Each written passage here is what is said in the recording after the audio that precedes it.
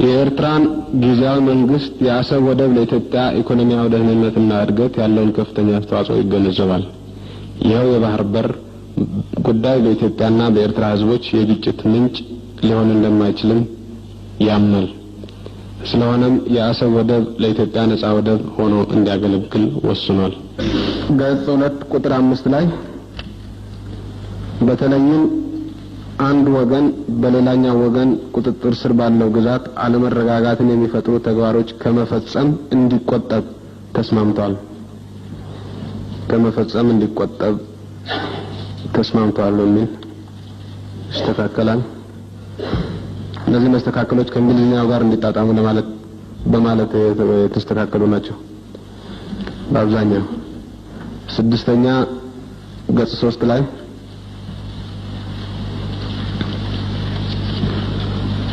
ሁለቱም ወገኖች ጸጥታን፣ የኢኮኖሚ እንቅስቃሴዎችን፣ የሰዎችን የሸቀጣሸቀጦችንና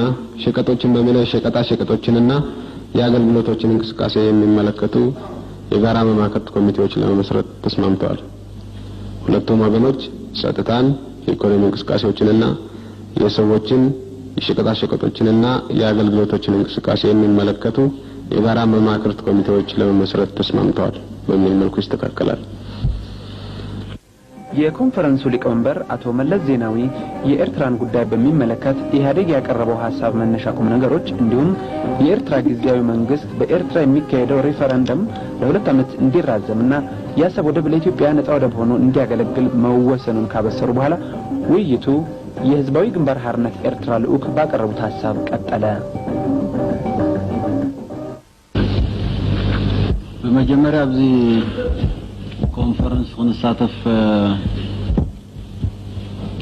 ተገብረልና እድሜ ዘለና ምስጋና ልዑል ምዃኑ ክገልጽ ፈት እዚ ጉባኤ እዚ ወይ እዚ ኮንፈረንስ እዚ ንሰላምን ዴሞክራሲን ዝተወገሰ ኮንፈረንስ ስለዝኾነ ሰላምን አውራ ሰላም በመጀመሪያ በዚህ ኮንፈረንስ እንድንሳተፍ ለተደረገልን ጥሪ የምናቀርበው ምስጋና እጅግ ከፍተኛ መሆኑን ለመግለጽ እወዳለሁ።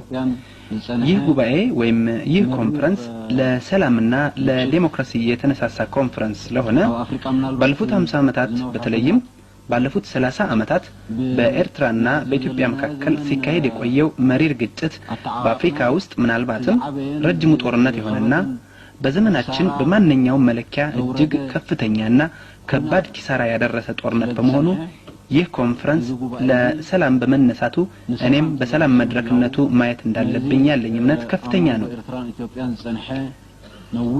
ምናልባት ለዚህ ግጭት መንስኤ ምን እንደሆነ በሁሉም ዘንድ የታወቀና ለሁሉም ግልጽ ቢሆንም ለማስተዋወስ ያህል አንዳንድ ነጥቦችን ለመጥቀስ ሞክራለሁ። ናይዚ ግጭት ዝጠንቂ እንታይ ምዃኑ ንሁሉ ፍሉጥን ብሩህን እኳ እንተኾነ ሓደ መዘኻኸሪ ነጥብታት ክጠቅስ ክፍትህ ጦርነቱ በቀጣይነት እንዲካሄድ ለማስቻል ወይም ምክንያት ሆኖ እንዲወሰድ ለማድረግ ሲነገሩን የቆዩ ታሪኮችና ተረቶች እጅግ ብዙ ናቸው። ሲነገሩን ወደ ነበሩት ታሪኮችና ተረቶች መግባቱን ትተን የግጭቱ ዋና መንስኤ ምን እንደሆነ ለማብራራት ወደ ኋላ መለስ ብዬ ትክክለኛውን ታሪክ መጥቀስ የግድ ሊሆን ነው። የአገሮችና የህዝቦችን ታሪክ በመናወሳበት ጊዜ ቀኝ አገዛዝ ወደ አፍሪካ ከመጣበት ጊዜ ጀምሮ ያለውን ማለታችን መሆኑን ግምት ውስጥ ማስገባት ያስፈልጋል። ግድን ከውን ኣብዚ ሕጂ ነብረሉ ዘለና ዓለም ብዛዕባ ሃገራትን ህዝብታትን ክንዛረብ ከለና ብፍላይ ከዓ ኣብ አፍሪካ ብዛዕባ ታሪኽን ህዝብታትን ክንዛረብ ከለና ወይ ብዛዕባ ዶባት ክንዛረብ ከለና ምስኡን ብዛዕባ ግጭታት ክንዛረብ ከለና ካብ ምምጻእ ናይ መግዛእቲ ናብዚ ክፍለ ዓለም እዚ ዝጅምር ምዃኑ ባለንበት ዓለም በአፍሪካ በተለይም በአፍሪካ ቀንድ አሁን የምናውቃቸው ሀገሮች ሶማሊያ፣ ጅቡቲ፣ ኤርትራ፣ ኢትዮጵያ ወዘተ አሁን ያዙትን ክልል የግዛት ድንበር ይዘው እንደ ሀገሮች መታወቅ የጀመሩት በአካባቢው ቅኝ አገዛዝ ከመጣ ጊዜ ጀምሮ መሆኑና ይህ ሀቅ በታሪክ ስም የሚሰነዘረውን ተረትና ሀቀኛ ሀቅን ለመለየት በጣም አስፈላጊ ስለሆነ ይህንን ሀቅ እንደገና ለማረጋገጥ ፈልጋለሁ።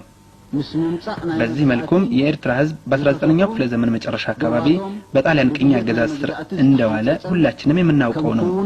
የጣሊያን ቅኝ አገዛዝ በሁለተኛው ዓለም ጦርነት በተሸነፈበት ወቅት በኤርትራ የእንግሊዝ የሞግዚት አስተዳደር ተመስርቶ እንደነበረም የሚታወስ ነው። ሁላችንም የምናውቀው ነው። ሐቀኛ ፖለቲካን ታሪክና ይዝ ከባቢዚ መበገስ ዝኾነና ይዝ መሰረታው ሐቅ ስለዝኾነ በሁለተኛው የዓለም ጦርነት የተሸነፈችው ኢጣሊያ ስታስተዳድራቸው የቆዩት ቅኝ ግዛቶች በሁለተኛው የዓለም ጦርነት መጨረሻ የራሳቸውን እድል በራሳቸው እንዲወስኑ ሲደረግ ከነዚህ ውስጥ አንዱ የሆነው የኤርትራ ጉዳይ ግን በተባበሩት መንግስታት ቀርቦ የኤርትራ ህዝብ የራሱን እድል በራሱ የመወሰን መብቱ ሳይከበረለት ፍላጎቱ ሳይጠየቅ በተባበሩት መንግስታት ተሳታፊ የነበሩ እንደ ሶቪየት ህብረት ያሉ ሀገሮችና ሌሎችም የኤርትራ ህዝብ የራሱን እድል በራሱ እንዲወስን ይፈቀድለት እያሉ ይከራከሩ በነበረበት ወቅት በሁለተኛው የዓለም ጦርነት አሸናፊ ሆነው የወጡት ኃይሎች ከራሳቸው ስትራቴጂያዊ ጥቅም አኳያ በመነሳት የኤርትራ ህዝብ ፍላጎቱን ሳይጠይቁ ኤርትራን በኢትዮጵያ ውስጥ ለነበረው ዘውዳዊ አገዛዝ እንደ ስጦታ በመስጠት የራሳቸውን ስትራቴጂያዊ ጥቅም ለማስጠበቅ በወሰኑት ውሳኔ ምክንያት ያው እስካሁን ድረስ በዚህ ምክንያት ይህ ሁኔታ ጦርነቱ አሁን ያለንበት ሁኔታ እንዲፈጠር ካደረጉ መሰረታዊ ምክንያቶች አንዱ መሆኑን ሊታወቅ ይገባል። አብ ህብራት ሀገራት ወንዘዛርሱ አገዳሲ መርገጽ ዝነበሮም ከም ሶቪየትን ካልኦት መንግስታትን ንመሰል ህዝብ ኤርትራ ደው ኢሎም ኣብ ዝነበሩሉ እዋን ናይቲ እዋን ተዓዊቶም ዝመጹ ኃይልታት ንናታቶም ስትራቴጂያዊ ረብሓታት የገልግሉ ብዝበልዎ ግምታት ናይ ህዝብ ኤርትራ መሰል ረጊጾም ናይ ህዝብ ኤርትራ ድልየት ከይተሓተ ናታቶም ዕላማታት ዘገልግል ኣብዚ ሀገር ዝ ተመስረተ ንግስነት ንኤርትራ ከም ህያብ አቅሪቦም ንጉዳይ ህዝብ ኤርትራ ከሂዶም ወይ መሰል ህዝብ ኤርትራ ከሂዶም ነዚ ሕጂ እንዛረበሉ ዘለና ነዊሕ ዓመታት ዝኸደ ኩናት ዘምፁ ምዃኖውን ሓደ ካፍቲ መሰረታዊ ጠንቅታት ናይዚ ግጭት ዝምዃኑ ክርስዕ ይግባን። ኣብዚ ምናልባት ንታሪክ ደጊመ ከረጋግጾ ዝደሊ ጉዳይና ረጊጾም መሰልና ጥሒሶም ኣብ ከምዚ ዝኣመሰለ ኩነታት ከእትውና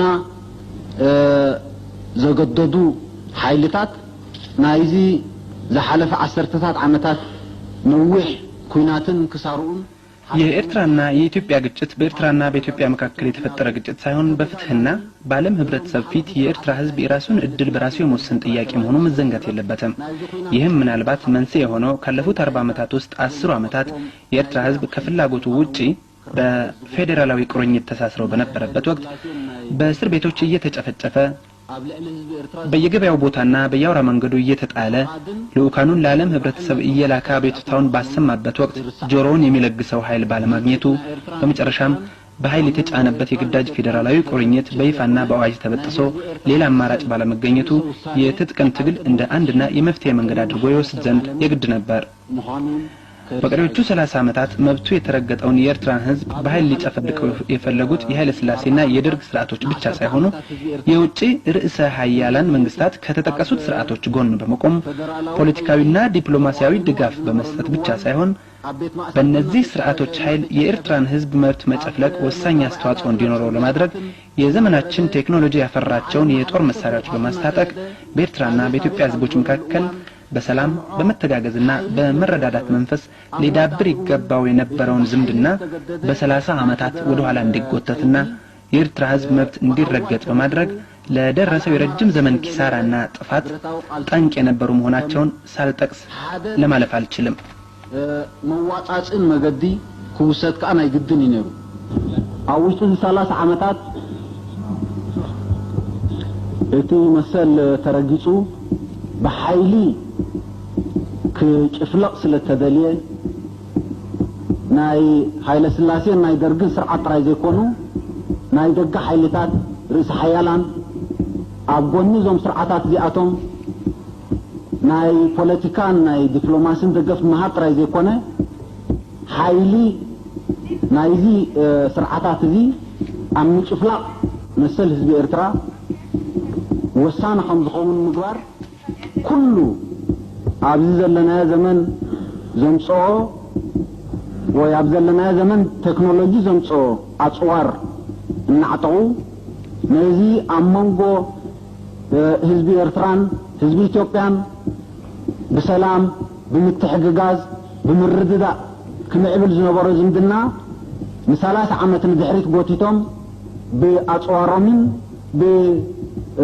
نتمثل مرقاصهم ناي إذا حلفنايو نوح اوان كساراتات انكم من بارون كي تقصكو حل فايدل ناي هاي السلاسية ناي منقستون سرعات زي حتى تلو نقر نحراليو نهزبي إثيوبيا حنسا بحضرنتشن حنسا بناي شوراشن حنسا بناي أملاخشن بزي تفلا عليه أسمات نهزبي إثيوبيا أبزر بحاذا يقولوا كوينات نخأتو أبتو كوينات نخحرر የኃይለ ሥላሴና የመንግስቱ ስርዓቶች የሚጠየቁበት ጉዳይ ቢኖር የኢትዮጵያ ሕዝብ አንዴ ባንድነት ስም አንዴ ባቢዮት ስም በሌላ ጊዜ በአምላክ ስም በተለያየ ስያሜ ጠቀሜታ በሌለው ጦርነት ውስጥ እንዲዘፈቅና በጦርነቱ ላፈን እንዲለበለብ ኢትዮጵያ እንድትፈራረስ ኢትዮጵያ እንድትዳከም በመጣጣራቸው በኢትዮጵያ ሕዝብ ፊት ተጠያቂዎች መሆናቸውን ብቻ ለመጥቀስ ወዳለሁ። የኤርትራ ሕዝብ ከ30 ዓመታት ረጅም ትግል በኋላ በራሱ ውሱን አቅም እዚህ ብቻ ሳይሆን በአፍሪካ ውስጥ ተወዳዳሪ የማይገኝለት የሰው ህይወት ከፍሎ ከመቶ ሺህ በላይ ህዝብና ተጋዳዮችን በጦርነት ውስጥ ለፍልሚያ አሰማርቶ በብዙ ሺህ የሚቆጠሩት አካለ ስንኩላን ሆነው የህዝቡ ሲሶ ለስደት ተዳርጎና በዚህ ሁሉ ፈተና ውስጥ በአንድ እግሩ ቆሞ በመታገል የኤርትራ ህዝብ የራሱን እድል በራሱ ለመወሰን እሱ በፈለገው በሰላማዊ መንገድ ሳይሆን ፍላጎታቸውን ተግባራዊ ለማድረግ ጦርነት በከፈቱት ኃይሎች ፍላጎት ማለትም በትጥቅ ትግል እነሆ ዛሬ መብቱን ለማረጋገጥ ችሏል። ኣብዚ ዘለና እዋን مسؤولون رئيس وساني بتزدلوا من قدي مع سلام بيكونه بتي وتم دليتهم كالرجاء بتصلوا نتقينات زخفتوا حيلتات مالت من عيدك من قدي مسؤولوا كالرجاء في مولة عزيز الرجازي بتحنا تمرجع انتايو يتي حتى كنا وح يدلن عبز وانزي بزقات عمزي الجواء مسلامن ديمقراطين تلعيلو سلازلو نحنا اتي አሁን እዚህ ደረጃ ላይ ከደረስን ዘንዳ ጥያቄው አሁን ምርጫችን ምንድነው የሚለው ነው። ንግግሬን ለማራዘም አልሻም። በአሁኑ ወቅት በዚህ አጋጣሚ ይህ ጉባኤ ለሰላምና ለዲሞክራሲ የቆመ መሆኑን ያህልና እኛም ተገቢውን መስዋዕትነት በመክፈል ተገቢውን መብታችንን ያረጋግጥን ስለሆነ ከዚህ በመካሄድ ላይ ካለው ኮንፈረንስም ሆነ ከዚህ መድረክ ከሚፈልቁት የመንግስት አቋሞች ለማወቅ የምንሻው ይህ ስርዓት የቆየውን አሰራር በመከተል የተለያዩ ሰበቦችንና ማድበስበሶችን በመፍጠር ጦርነትን የመቀጠል ወይስ የሰላምን መንገድ የመከተል አቋም ለማወቅ ነው። አሁን እዚህ የተገኘ ነው። ቀደም ሲል እንደገለጽኩት ኮንፈረንሱ ለሰላም የቆመ መሆኑን ያለንን ተስፋ ከፍተኛ ነው። ይህ ሲባል ግን ከመጠራጠር ደነናል ለማለት አይቻልም። ለሰላም ዝተበገሰ ኾን ተስፋና ለዓሊዩ እዚ ማለት ግን ከምጥርጣራት አዱ ዕሉና አሎ خباه ላይ ካለን ኣብዚ ምናልባት ቅድምቶም ካልኦት ነጥብታት አቴ ምዝራበይ ኩናት ዝደልዩ ኩናት ከራሳስኑ ዝጸንሑ ሓይልታት አለው እዚ ሕጂ ተፈጢሩ ዘሎ ኩነታት ምናልባት እዚህ ላይ ወደ ሌሎች ጉዳዮች ከመግባቴ በፊት ምናልባት ማንሳት ያለብኝ ነጥብ ቢኖር ዛሬም ጦርነትን የሚሹ ጦርነትን ሲያፋፍሙ የቆዩ ኃይሎች መኖራቸውን ነው። አሁን የተፈጠረው ሁኔታ ምናልባት ከነሱ ምኞትና ፍላጎት ጋር የማይጣጣም ኃይሎች ሊኖሩ ይችላሉ። በተለያዩ ሽፋኖችና በማራኪ አቀራረቦች አሁን ያለውን ሁኔታ ጠማዘው ህዝቡን ደግሞ ዳግም ጦርነት ውስጥ ለመማገድ የሚፍጨረጨሩ ኃይሎች ስላሉና የነዚህም ኃይሎች መኖርና ማንነታቸውንም ስለምናውቅ በዚህ ኮንፈረንስ ላይ ያለን እምነት ከፍተኛ ቢሆንም እንኳን ጥርጣሬ እንዳለን ሳልጠቅስ ማለፍ አልሻም። አሞንጎ እዚ ሕጂ ተፈጢሩ ዘሎ ኩነታት ንሓዋሩ ኣብ ናይ ኢትዮጵያ ፖለቲካ ናይ መሰጋገር መድረኽ ተወዲኡ ናይ ህዝብ ኤርትራ መሰር ሰውሳኔ ከምቲ ቀዲመ ተቀስኩዎ በግብር ተረጋግጹ ኳተሎ ሕጋዊ መዛዘም እንትግበረሉ ተወስኑ በዘሎ የመጠራጠሩን ጉዳይ ወደ ጎን ትተን አሁን በተፈጠረው ሁኔታ ውስጥ ለዘለቂታው በኢትዮጵያ ፖለቲካዊ የሽግግር መድረክ እስኪደራጅ ድረስ የኤርትራ ህዝብ የራሱን እድል በራሱ የመወሰን መብት ቀደም ሲል እንደገለጽኩት በተጨባጭ የተረጋገጠ ቢሆንም እንኳን ህጋዊ መመዘኛ እንዲኖረው የውሳኔ ህዝቡ ለሁለት ዓመታት እንዲዘገይ በተወሰነው መሰረት በመጪዎቹ ሁለት ዓመታት ውስጥ ለዘለቂታው የሁለቱም ህዝቦች ዝምድና በሚመለከት አዲስ ምዕራፍ ለመክፈት በመግቢያነት ውሳኔ ህዝቡን በሁለት ዓመታት ከማዘግየት በተጨማሪ ያሰብ ወደብ ለኢትዮጵያ ህዝብና ለኢትዮጵያ ኢኮኖሚያዊ ግልጋሎት ክፍት እንዲሆን መወሰን በተለያዩ ኢኮኖሚያዊ ዘርፎች ተባብሮና ተጋግዞ መስራት አስፈላጊ መሆኑን መረዳት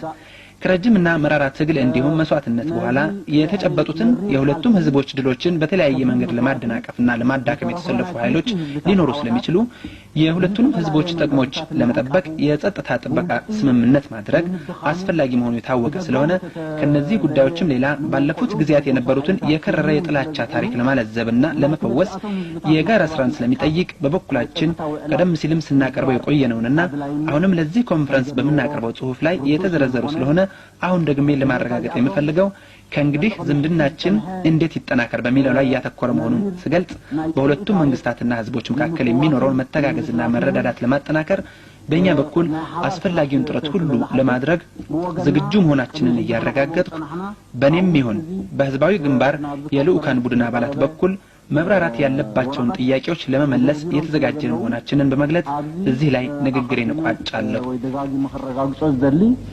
መንፈስና ንድሕሪ ሕጂ ብዝመጽእ ንመጻኢና ከመገርና ዝምድናታትና ከነማዕራር ንኽእል ናብ ዝብል ዝጠመተ ምዃኑ ነዚ ኣብ መንጎ ክልቲኡ መንግስታት ይኹን ህዝብታት ዝህሉ ምትሕጋዝን ምርዳእን ንምሕያል ብወገንና እቲ ዝድለ ጻዕሪ ክንገብር ቁርባት ምዃንና እናረጋገጽኩ ካብዚ ንላዕሊ ብወገነ ይኹን ብወገን ዝልኡኽ ናይ ህዝባዊ ግንባር ክቐርብ ዝሕተት መብርሂታት ተሎ ወይ እውን ኣብቲ قريبو زلو ورقات بقطع معنا زملكتور استاد ابزلولو مبريتات كنهب قربات مخنا ان غلصكو بزربا يحصر عن يحير له هنا يترجم شجر كغاطمو الخون ግን كنتحጋገዙ ሊና እናላ ተመንገዝ እሺ ማጠቃለያም ላይ ከቤቱ የሚቀርቡ ጥያቄዎች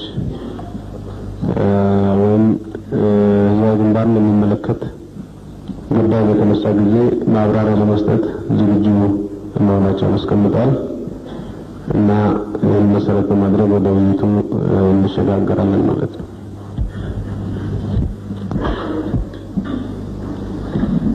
ውይይቱን በሁለት ክፍል ብናየው ጥሩ ይመስለኛል። አንደኛው እና ዋነኛው የኤርትራ ጥያቄ እንዴት ነው መፈታት ያለበት የሚለው በሰነዱ የቀረበ ሀሳብ አለ። ሌሎች አማራጮችም ካሉ ሊቀርቡ ይችላሉ እና መጀመሪያ የኤርትራ ጥያቄ እንዴት ይፈታ በሚለው ላይ አንድ አይነት አቋም ለመያዝ ብንወያይ ይሄ ቤት የኤርትራን ጥያቄ እንዴት ለመፍታት ነው የሚያስበው በሽግግሩ ዘመን የሚፈጠረው መንግስት የኤርትራን ጥያቄ ከመፍታት አኳያ ሊኖረው የሚገባው አቋም ምንድነው የሚለውን በመጀመሪያ ደረጃ እንወያይበትና ከዛ በኋላ ቀጥላለ ተደርሶች ልንመረምራቸው እንችላለን።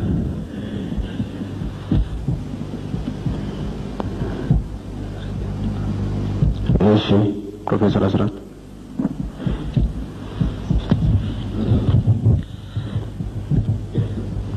የተከበሩ ፕሬዚደንት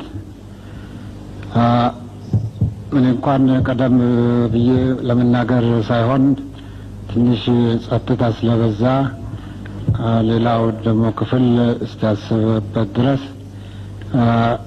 እኔ ጸጥታውን ልጠቀምበት ብዬ ነው። ይህ ስለ ኤርትራ በቀረበልን ጽሑፍና እንደ ጉዳዩ ከባድነት በልዩ ልዩ መልኩ ተቸግሬበታለሁ። እነኚህም የዩኒቨርሲቲዎችና የከፍተኛ ትምህርት ተቋሞችን ምሁራኖች እንደመወከል መሰረት የእነርሱን መመሪያ ሀሳብ ማግኘት ግዴታ ሲሆን ይህ እድል ባለመኖሩ እንዲሁም የዚህ የቀረበልን ጽሑፍ አቀራረብ ምንም የተከበሩ ፕሬዚደንት በማዳበሪያነት የሰጡት መርሆች ከልብ የሚስማማበት ቢሆንም በወረቀት ውስጥ ያልሰፈሩ ስለሆነ የኤርትራን ሕዝብ ታሪካዊና ኢትዮጵያዊ አስተዋጽኦ ትንተናው እንግዳ ስለሆነብኝ እንዲሁም አሁን ምንም በአካልም በነፍስም የተከበሩ አቶ ኢሳያስ አፈወርቅ የህዝባዊ የአርነት ግንባር ኤርትራ መሪ እዚህ በማየቴ በእውነቱ በጣም ከፍተኛ ደስታ ሲሰማኝ አይቻቸው አላቅም። እንዲሁም ደግሞ ሲያብራሩ በእውነቱ ምን ያህል አንድነታችንን ሲያሳዩ ካስተርጓሚው ከኤክስፐርቱ ከዶክተር በረከት አብም በልጠው በማስተርጓሚ እየተባበሩ ሲያስተረጉሙ እና እንዲሁም አጠገብ ለአጠገብ ተቀምጠን ስንታይም ምን ያህል አንድ መሆናችንን ሁሉ ቢያረጋግጡልኝ በአንዳንድ ሁኔታው ደግሞ በተብራራ ውስጥ እንደገና ራሴ እንግዳ ስለሆነብኝ በክቡርነቶ ፈቃድ መሰረት በበኩሌ ትክክል ነው ብዬ የማምንበትን ሀሳብ እንዳቀርብ ይፈቀድልኝ። ምንም ኤርትራ በመባል ለ70 ዓመታት ያህል በቅኝ ገዢዎች ምክንያት በመክፈል በአንድ ሀገር ሁለት ህዝቦች ተደርገው ቢቆዩም በታሪክ በባህል ሃይማኖትና በደም በመተሳሰር ለረጅም ጊዜ በአንድ ህዝብነት የቆዩ መሆናቸው የታወቀ ስለሆነ ማስረጃ መፈለግ አይሻውም።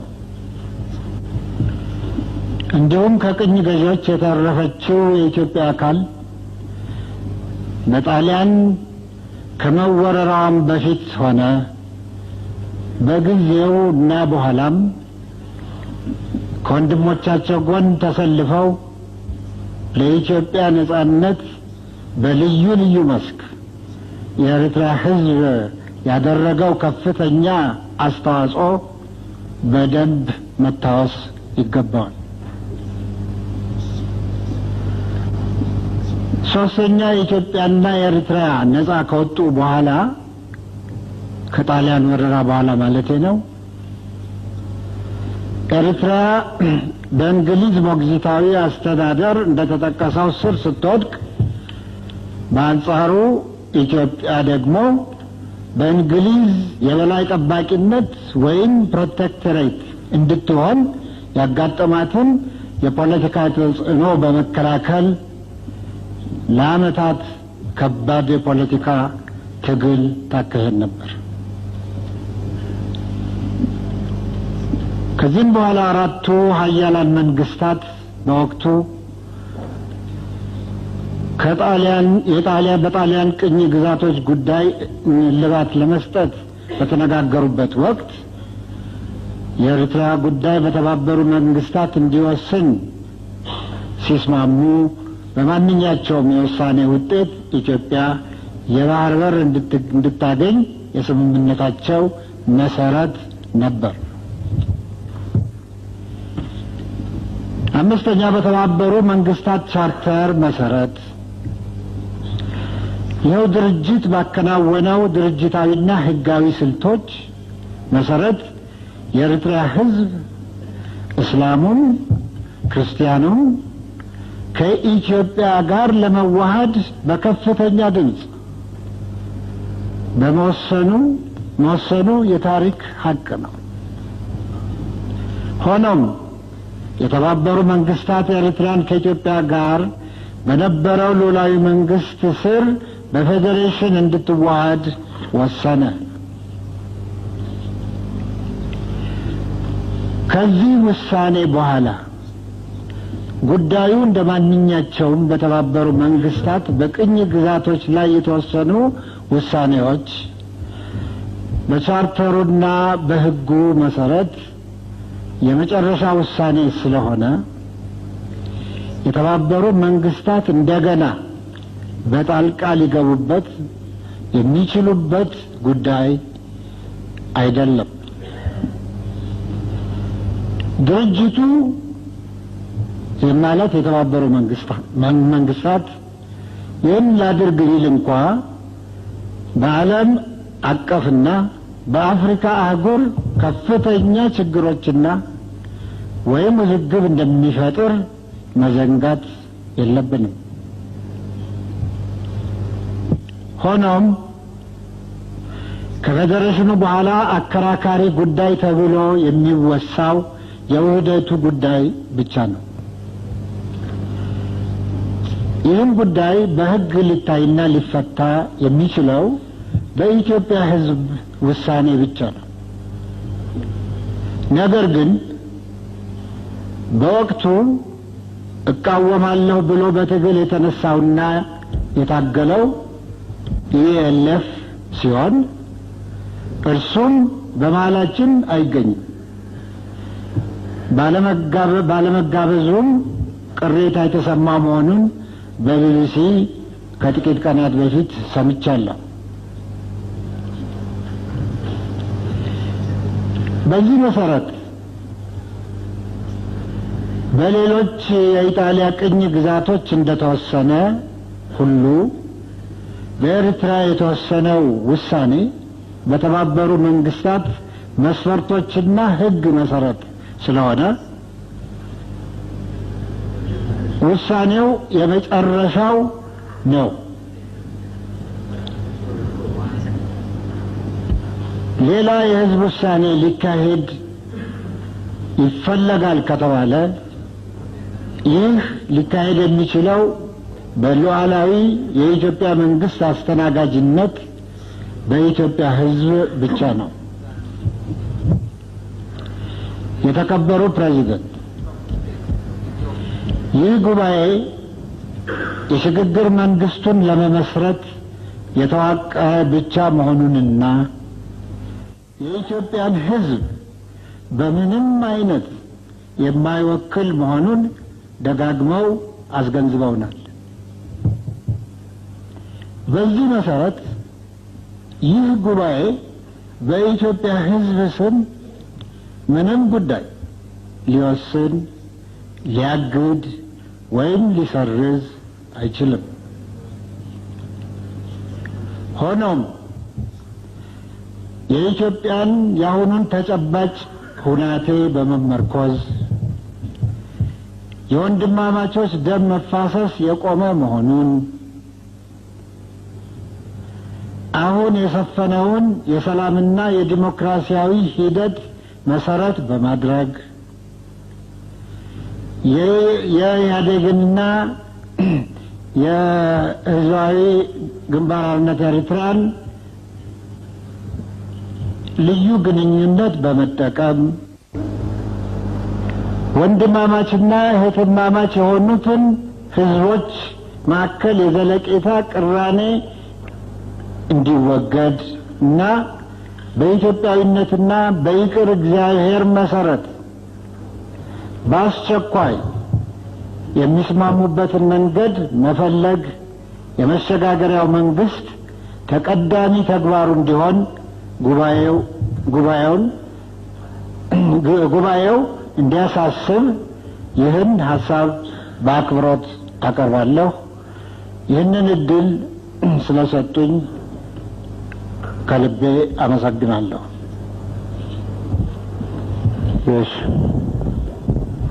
ሌላ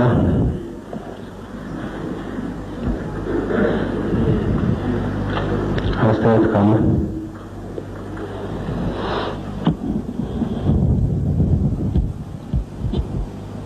አስተያየት ካለ ማማ እሺ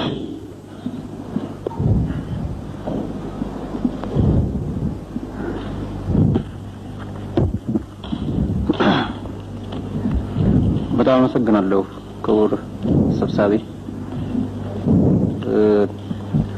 እኔ እንኳን እንደ መንደርደሪያ አድርጌ የማቀርበው ቀደም ሲል እርሶም ባቀረቡት መሰረት በኤርትራ ጉዳይ ላይ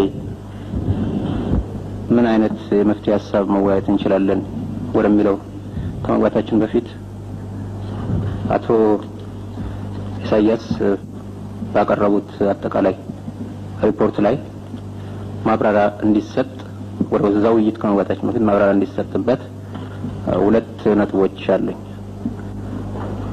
በርግጥ በተከታታይ ባለፉት 3 ቀናት በተሰበሰብንበት ጊዜ በአጠቃላይ በአገራችን በብሔሮችና ብሔረሰቦች ይደረግ የነበረውን ፖለቲካዊ ተጽዕኖ እና ጭቆና፣ ኢኮኖሚያዊ ብዝበዛና ጭቆና፣ የባህል ጭቆና፣ ብሔሮችና ብሔረሰቦች በራሳቸው ቋንቋ ታሪካቸውን እንዲያፍሩ በደረገበት ስርዓት ውስጥ ትምህርትና ሌላም ልማት ተከልክሎ ከአፍሪካ ብሎም ከታዳጊ ሀገሮች የመጨረሻውን ጭራ ይዞ እንዲገኝ የደረገ ህብረተሰብ ነው።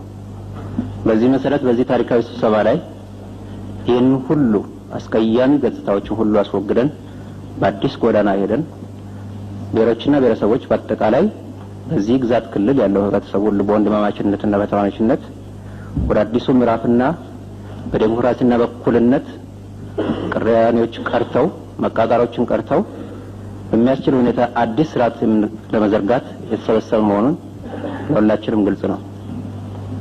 ይሁን እንጂ አንዳንድ መሰረታዊ የሆኑ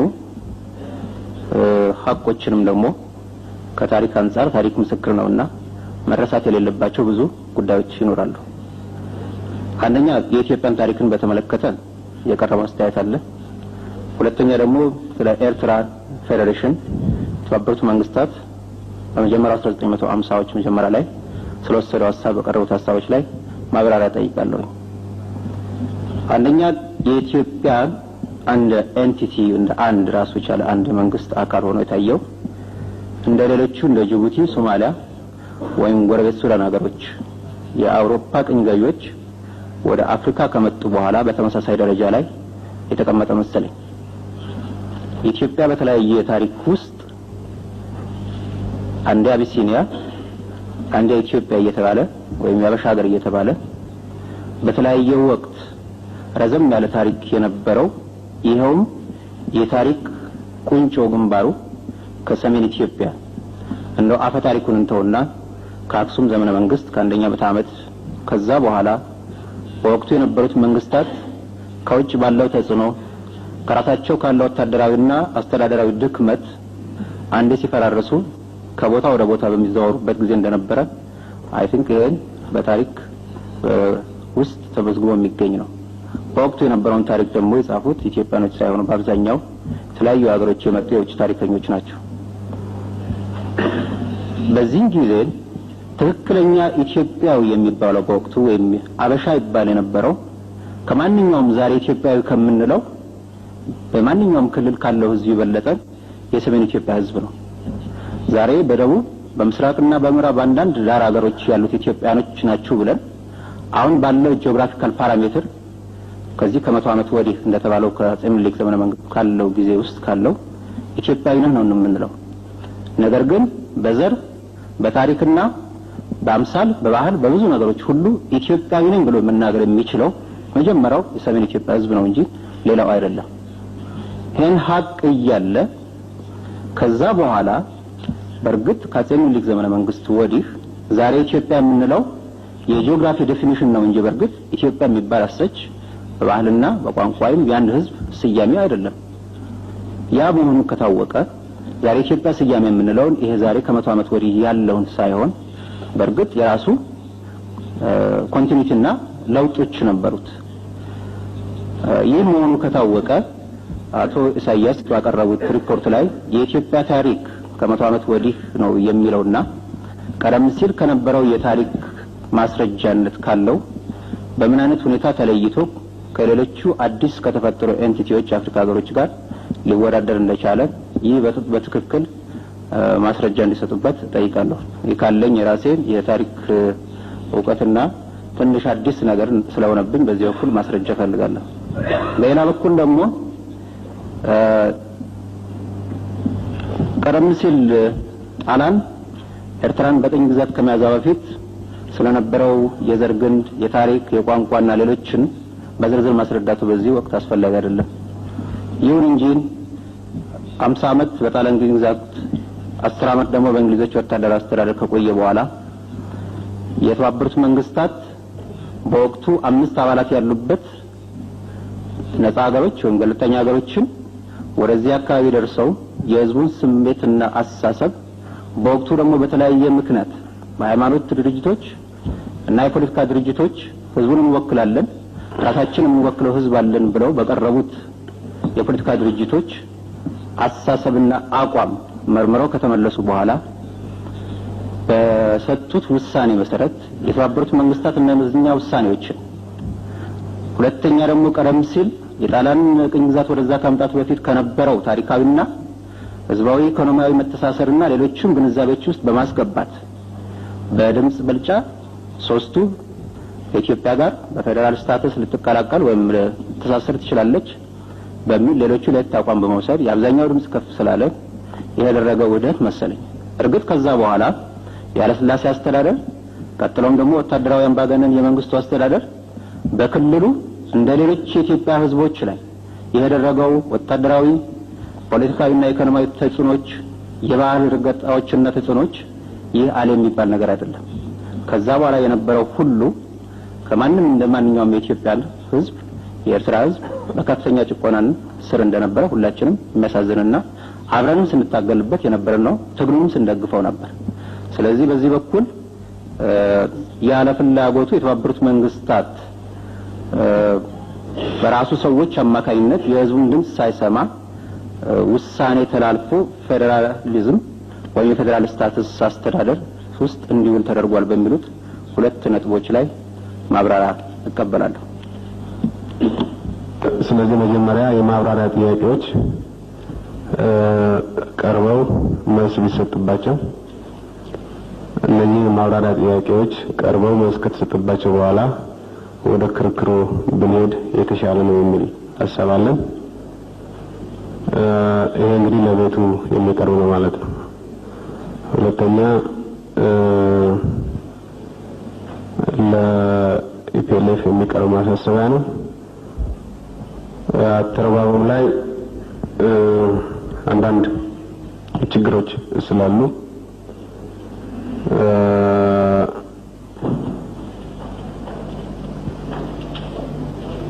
በእኔ ግምት አቶ ኢሳያስ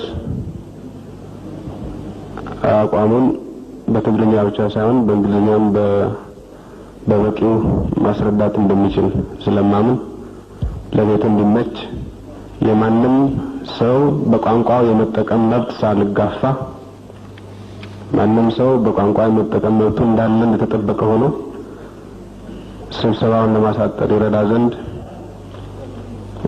ማብራሪያውን በተቻለ መጠን በእንግሊዝኛ ቢሰጥ ጥሩ ነው የሚል ሐሳብ አለን። ነገር ግን ይህን ስንል ማንኛውም ሰው በቋንቋ የመጠቀም መብቱን ለመጋፋት እንዳልሆነ ከወዲሁ ግልጽ እንዲሆን ያስፈልጋል። ለቤቱ ይረዳል፣ ስብሰባውን ለማሳጠር ይጠቅማል በሚል ነው። Express myself and be brief in dealing with the issues raised. I, on the beginning of my speech, mentioned one basic fact, and that was our position to evade history and historical facts should be taken note of, because we have been told, and I think there is a lot of controversy on what is written in books of history in this country. I don't want to go into the controversies about what is true and what is not true. በዚህ ላይ የተነሳውን ጉዳይ በተቻለኝ መጠን አጠር አድርጌ ለማብራራት ሞክራለሁ። ቀደም ብዬ ባደረኩት ንግግር ላይ ስለ ታሪክና ስለ ታሪክ መረጃዎች የኛን አቋም ያነሳሁት እዚህ ሀገር በተጻፉ መጻሕፍት በሰፈሩት ታሪኮች ላይ ብዙ ዝግብ ያለ መሆኑን በመስማታችን ነው። የትኛው ትክክልና ልክ የትኛው ሐሰት እንደሆነ በመግለጽ ወደ ውዝግቡ ጠለቅ ብዬ ለመግባት አልፈልግም። ግን በዚህ አካባቢ ባሉ ህዝቦች መካከል አንድ አይነት ግንኙነት መኖሩ በጣም ግልጽ ነው። በመጽሐፍት የሰፈሩ አንዳንድ ነገሮችን ራቅ ያሉ የታሪክ አጋጣሚዎችን ቋንቋንና የቆዳ ቀለምን አንድነት በመጥቀስ ጭቆናን ማስፈን ወይም የራስን እድል በራስ የመወሰንን የፖለቲካ መብት ለመከልከል መሞከር የለብንም።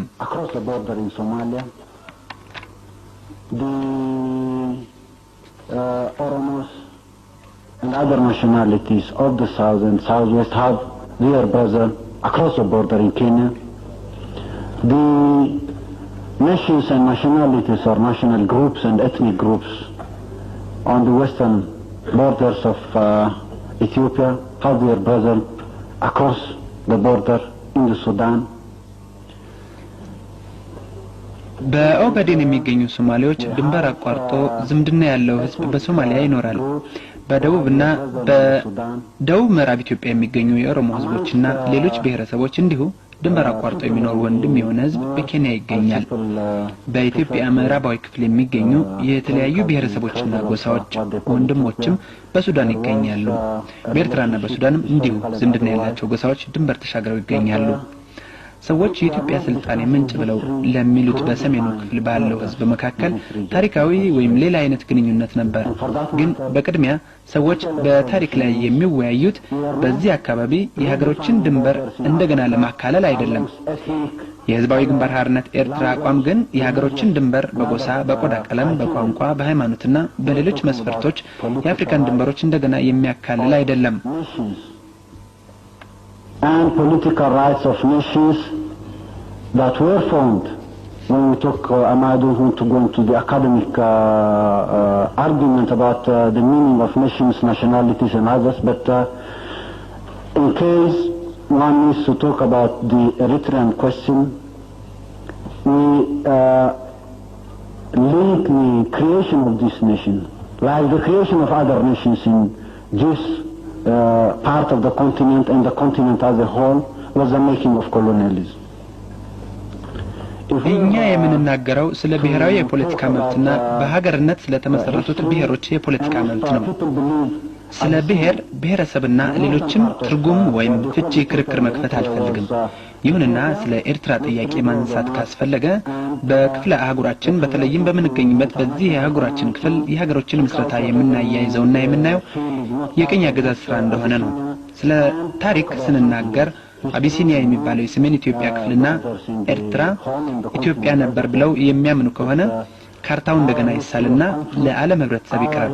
የአቢሲኒያ አካል አልነበሩም የሚሉትን ሁሉ ያስወግዱና በአፍሪካ ቀንድና በጠቅላላው ክፍለ አህጉሩ ስለ ሌላ አዲስ ሀገርና አዲስ ድንበር እንወያይ። ግን የኛ የግጭት ታሪክ የኛ እንደ ሀገር መቆም የሚጀምረው ከቅኝ አገዛዝ ነው። ያሳዝናል፣ ግን ሐቁና ታሪኩ ይሄው ነው። By someone else, we believe history in the context of the politics we are discussing now is irrelevant. If there is a wish and insistence that we talk in terms of history to solve the politics of the day, I don't think that would lead to solving any problems. It will contribute to more and more of complications in the present political situation. ይህን ያነሳውትና ጫና ያደረኩበት እኛን ተከተው ሌሎች ታሪካችንን እንዲጽፉ እንደማንፈልግ ለማሳወቅ ነው። እኛ ስንመለከት አሁን በዚህ ላይ ታሪክን ማንሳት ከምን ወያይበት የፖለቲካ ጉዳይ ጋር አላስፈላጊና ግንኙነት የሌለው ነው። የጊዜውን የፖለቲካ ችግር ለመፍታት ታሪክን የማጣቀስ ፍላጎትና ግፊት ካለ ይህ በምንም አይነት ችግሩን ይፈታል ብዬ አላምንም። ይልቁንም ያለውን የፖለቲካ ሁኔታ ይበልጥ ያወሳስበዋል። በሁለተኛ ደረጃ ለአብራራ የምፈልገው እዚህ የተነሳ ነጥብ ከሁለተኛው የዓለም ጦርነት በኋላ ባለው ታሪክ ፌዴሬሽን ስለሚባለውና የኤርትራ ህዝብ እንዴት እንደተወሰደ ነው። Given the circumstances of terror and political intrigues was for independence and hard facts, historical facts. I'm not going into the detail of the technicalities, how the UN Commission came to Eritrea and decided on imposing a referendum in Eritrea. It's documented, it's there for everybody to see, and there is no need of distorting facts. የኤርትራ ህዝብ ሽብርና የፖለቲካ ሻጥር ቢኖርም ነጻነት ይፈልግ እንደነበር የማይካድ ሀቅና የማይፋቂ ታሪክ ሀቅ ነው። የተባበሩት መንግስታት ኮሚሽን በኤርትራ ህዝብ ላይ ውሳኔ ህዝብ እንዳያደርግ እንዴት እንደጫነበት ወደ ዝርዝሩ አልገባም። ይህ በመዝገብ የሚገኝ ነገር ስለሆነ ማንም ሊያየው ስለሚችል ይህንን ሀቅ ማጣመም አስፈላጊ አይደለም። እዚህ ላይ ጥያቄው የኤርትራ ህዝብ የራሱን እድል የመወሰን መብት የራሱ ብቻ መሆኑንና የራስን እድል በራስ የመወሰን የኤርትራ ህዝብ መብት ብቻ መሆኑንና በህዝቡ ምትክ ማንም ሊወስንለት እንደማይችል ነው። በተባበሩት መንግስታት ውሳኔ የኤርትራ ህዝብ ፍላጎት በህግ ተግባራዊ ሆኗል የሚሉ ካሉ ይህ አልተደረገም። ጥያቄው የተመለሰው ህዝቡ ሐሳቡን ሳይሰጥበት ነው። ምክንያቱም ቀደም ብዬ እንደተናገርኩት ውሳኔ የተወሰነው በቀዝቃዛው ጦርነት ወቅት ወይም ከሁለተኛው የዓለም ጦርነት በኋላ በአፍሪካ ቀንድና በዓለም የነበረውን የስትራቴጂያዊ ጥቅም ለማሟላት ሲባል ነው። After Second World War period in the whole and in the world at large.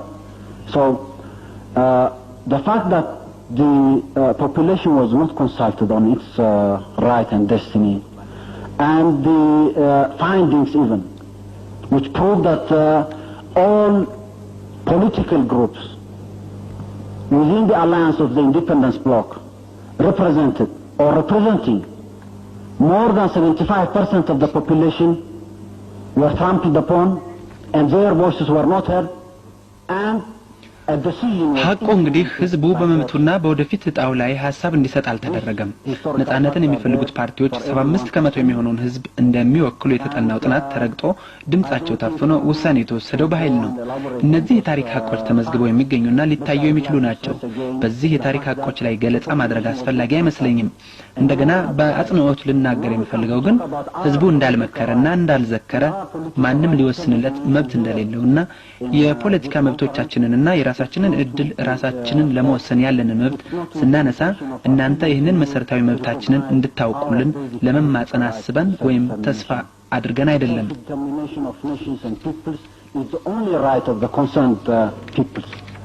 No one can do this job on behalf of the concerned peoples. What we are trying to explain here is history partly, which is relevant. የሚባለው የሰሜን ኢትዮጵያ ክፍልና ኤርትራ ኢትዮጵያ ነበር ብለው የሚያምኑ ከሆነ ካርታው እንደገና ይሳልና ለዓለም ህብረተሰብ ይቀርብ።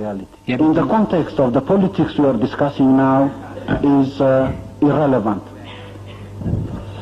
If there is a wish and insistence that we talk in terms of history to solve the politics of the day, I don't think that would be. ይህን ያነሳውትና ጫና ያደረኩበት እኛን ተከታው ሌሎች ታሪኮችን እንዲጽፉ እንደማንፈልግ ለማሳወቅ ነው። እኛ ስንመለከት አሁን በዚህ ላይ ታሪክን ማንሳት ከምንወያይበት የፖለቲካ ጉዳይ ጋር አላስፈላጊና ግንኙነት የሌለው ነው።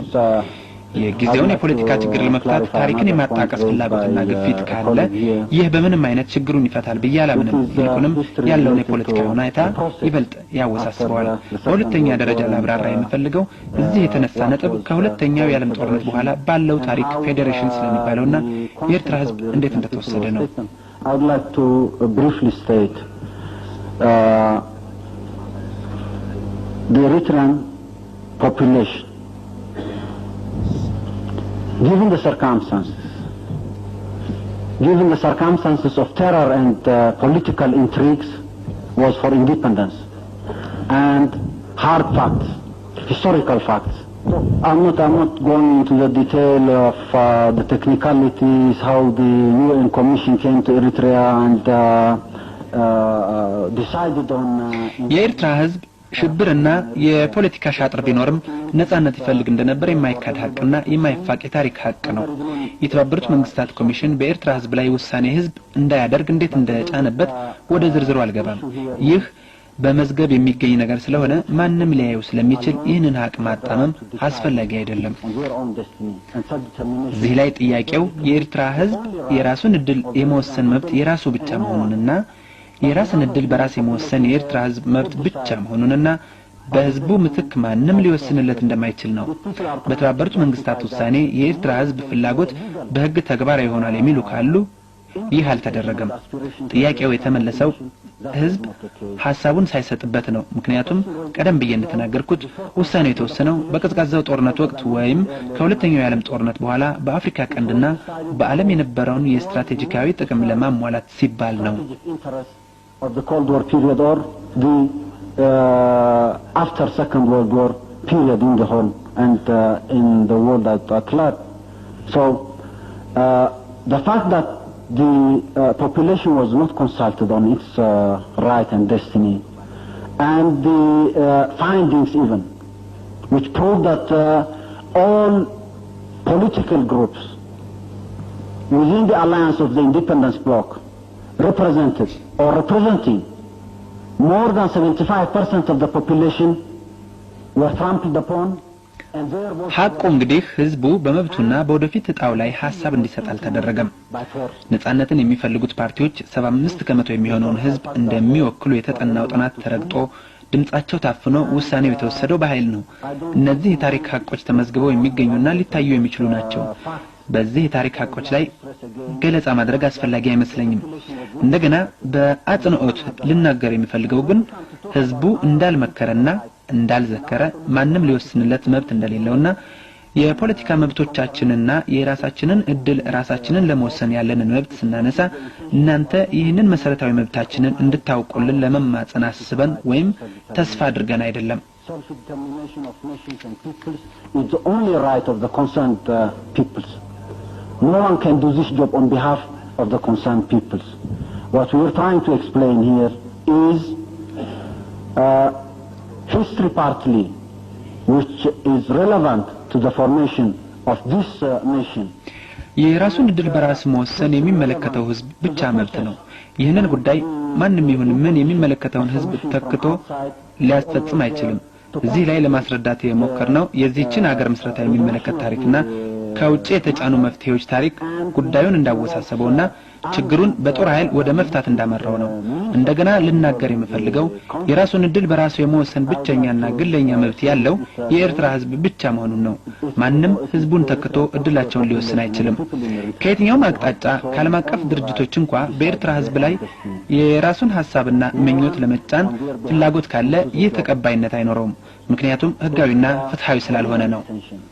From any quarter, even international organizations trying to impose their will and wish upon the Eritrean population, they are categorically rejected because they are not legal and they are not just. When we come to talk about the resolution of the problem here now, I would like to remind those who want to go into academic discussions about history, fiction, myth, ስለ ችግሩ መፍትሄ ስንነጋገር ወደ ምሁራዊ ውይይት በማዘንበል ስለ ታሪክ፣ አፈ ታሪክ፣ ፈጠራና የተለያዩ መጽሐፍት በማንሳት ስለዚህ ክፍለ ሀገር ወደ ምሁራዊ ውይይት የሚጋብዙንን ላስታውስ የሚፈልገው እንዲህ አይነቱ ውይይት ስፍራው በዩኒቨርሲቲዎች፣ ትምህርት ቤቶችና ሌሎች የጥናት አካባቢዎች መሆኑን ነው። እዚህ መነጋገር ያለብን ስራ ወቅቱ የፖለቲካ ስለ ችግሩ መንስኤና ስለ ወቅቱ የፖለቲካ ስለ ችግሩ መንስኤና መፍትሄ ግጭቱ ከቶ በምን አይነት የተሻለ አይነተኛ አማራጭ መፈታት እንደሚችል መፈለግ ነው። በድጋሚ ለማከርና ላሳስብ የሚፈልገው በፊት ለፊታችን በተጋረጠው የፖለቲካ ጉዳይ ላይ እንድናተኩርና ካለፉት የጦርነት የጥፋት ዓመታት ታሪክ የምንላቀቅበትን መንገድ መፈለግ ነው። And my advice again is let's focus on this political issue in front of us and try to find a way out of the history of wars and destruction of the past few decades. Thank you, Mr. Chairman.